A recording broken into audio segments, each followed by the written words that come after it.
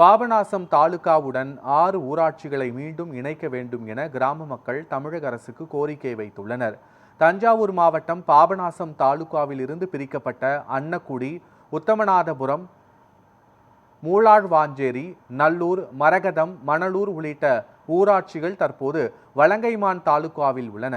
இதனால் சான்றிதழ்கள் மற்றும் அலுவலக பணிகளுக்காக சுமார் 60 கிலோமீட்டர் தூரம் செல்ல வேண்டிய நிலை இருப்பதாக மக்கள் தெரிவிக்கின்றனர்.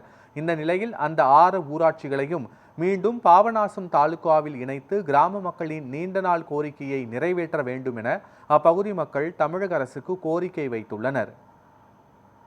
திருவள்ளூர் மாவட்டம் எல்லை ஆரம்பம் 96 வரலையும் பாபநாசம் தாலுகாவில் 6 பஞ்சாயத்து இருந்துச்சு. அன்னுக்குடி, உத்தமநாதபுரம், மூளாவளஞ்சேரி, நல்லூர், மதகரம், மணலூர். இந்த 6 பஞ்சாயத்து 2 கிலோமீட்டர் நடந்து வந்து தாலுகாவில் மனு கொடுத்து அலுவலகம் செஞ்சுட்டு போகிற ஒரு சூழ்நிலை இருந்துச்சு. ஆனால் 96ல் பிரித்து வலங்கைமானில் சேர்த்து திருவாரூர் மாவட்டம் ஆக்கினதுனால நாங்கள் 18 கிலோமீட்டர், இந்த 6 பஞ்சாயத்தில் உள்ள மக்கள் 20,000 பேர் இருப்பாங்க.